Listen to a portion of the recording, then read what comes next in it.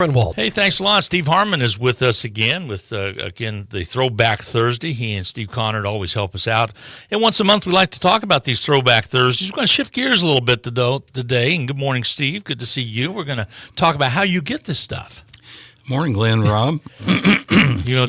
Everybody's got attics and closets, and do you go out and crawl around those, or do you bring them to us? Tell us how you get this stuff. Okay, and sometimes I just bother people until they get them to me. I'm relentless is the best way to put it. So what I wanted to really run by y'all is. I have lots and lots of people. If I've had one person, I've had 100 people ask me how I acquire all these different photos. And sometimes my stock answer is just to tell them, well, sometimes they just find me. And that's exactly true. But there's other ways of coming up with them. Like, Connard's real good about getting on eBay and finding old ones there, but those always cost. And so we scour relatives and old friends and all their relatives with them and see what we can come up with. But today I wanted to talk about just one part of the collection, and that is the Evel Knievel jump in 1971.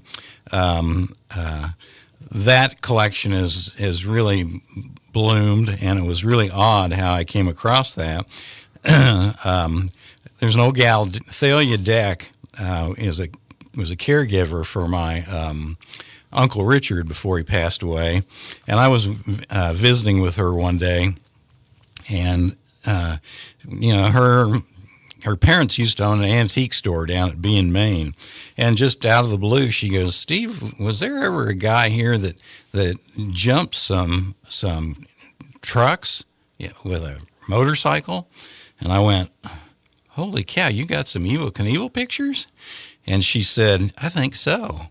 And I figured they'd just be some little Kodak shots from the grandstand, and she brought them to me one day, and darn if they weren't some professionally done Jim Morris prints from Jim Morris was a staff photographer at the Hutch News for years, and he was down in the infield and had everything set up for these professional prints, and had a picture of the beginning of the jump, the middle of the jump, and the end of the jump. And I just looked, and I was just stunned. These are great. And so, and that was about 10 years ago. And so, if we fast forward a little bit, about 5 years ago, I was in Topeka for Conklin's doing a dealer trade, and I'm going down Topeka Boulevard, and I looked over, and I see the Patterson Harley-Davidson dealership, and which has been there in the family for a long, long time. And then hooked onto the side of it is the Evel Knievel Museum. And I thought, who'd have thunk of that, And so I didn't stop then, but the next time I was there, I took my flash drive with me and stopped by and introduced myself to Mike Patterson, who is the family owner of the dealership and of the Evel Knievel Museum.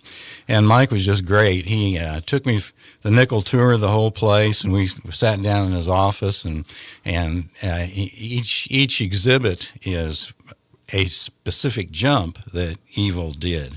And he took me to the Hutch jump exhibit, and he had some cool pictures. And so I sat down with him. I said, I've got some cool pictures too, and showed him the ones on my flash drive.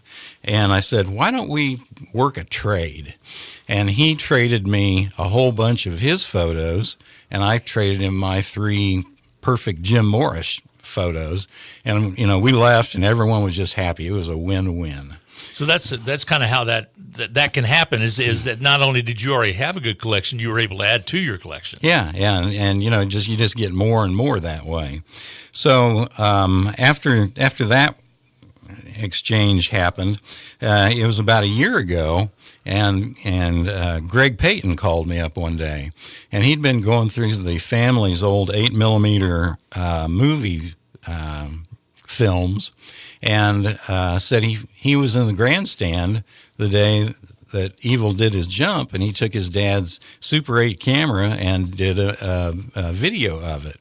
And he wanted to know how to get it from 8mm to digital, and so we all collaborated and figured out the best way to go about that. And he did do that, and it was a pretty good, those kind of movies are never real good, but it was pretty good. Best as it could be for the time. Right. And so we got the digital thing done, and Greg gave me a copy of that. And so then let's fast forward again. About 2 months ago, I did a Throwback Thursday on HutchPost of the Evil jump.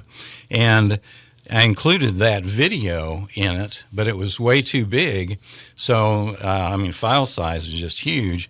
And so I had to get it down to the format that HutchPost could use. So I had John Lovett, who's really good at trimming those things, and he got it down to just the right size to be able to use for that, and it worked out great. It was not only the photos, but then had a little, short movie clip of it.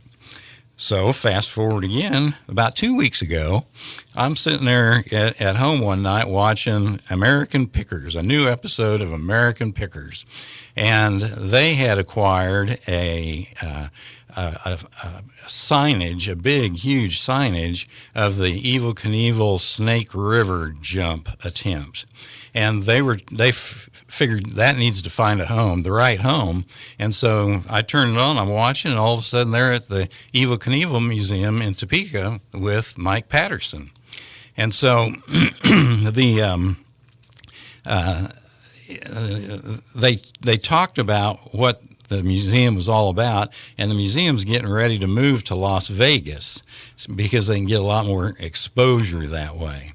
And so they're getting ready to move, and so bottom line is that signage is going to be a headliner at the new museum in Las Vegas. So they had got that done. So I'm sitting there thinking, I think I'll just text Mike Patterson and tell him what a good job he did on the show that night. I did. And immediately he texted me back and said, hey, nice to talk to you again. It was great fun. Thanks and all that.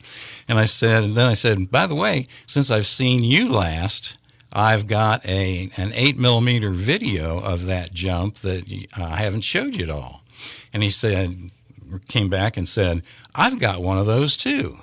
And so we started talking back and forth, well, what's yours? And his had some of the motorcycle races before the jump and some standing wheelies that Evil was doing. And mine didn't have the motorcycles, but did have a lot of other Evil pre-jump stuff. And it ended up with his parachute coming out at the end. And so we decided, well, we both got 8mm movies, but they're different. And I said to Mike, I said, how about if we exchange videos? And he goes, that sounds great to me. So the next thing you know, we're on WeTransfer, transferring each of our huge video files back and forth to so each of us have it. And like I said, it's a win-win situation for everyone. And those kind of things are how I acquire a lot of stuff, and in a few other ways too, but it can vary a lot on how that happens. And so it's you scratch your back and I'll scratch mine, or whatever the saying is, and both, like you said, a win-win. That's interesting. We're going to come back. You mentioned WeTransfer. We're going to take a break, though. We're going to come back because a lot of folks at home are wondering, what do I do with these big files? You and I are talking about the future might just be on these things called iPhones and phones as to what are they going to do with their pictures 50 years from now. We'll take a break. We'll be back right after this. Welcome back. Again, joining us is Steve Harmon this morning with Throwback Thursdays. We're talking about how he was able to acquire and then add to one of his collections with the Evel Knievel jump that took place back at the State Fair years ago. It was State Fair kind of on our mind a little bit because it'll be starting next week. But you mentioned how to save some of these. You and I were talking about that.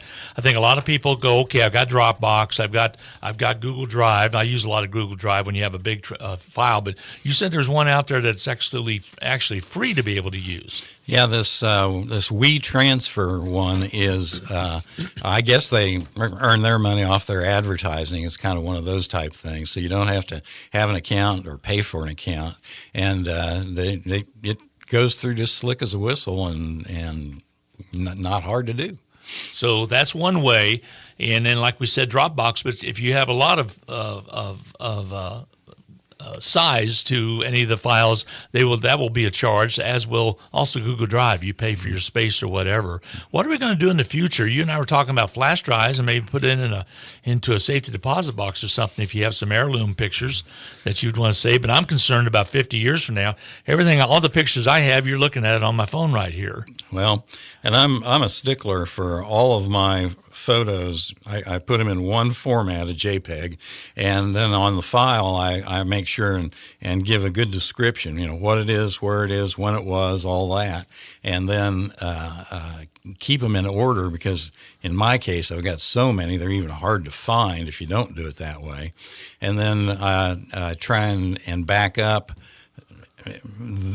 the collection a number of times just in case something happens to the flash drive. Yeah, or if iCloud something happens to it, because that does happen from time to time. Yeah. So you got to back up to the backup of the backup. Is basically what it comes down to. So you mentioned JPEG. Is that the best type of format to use, or what about PNG? It's not the best. Actually, the best is TIFF, TIFF.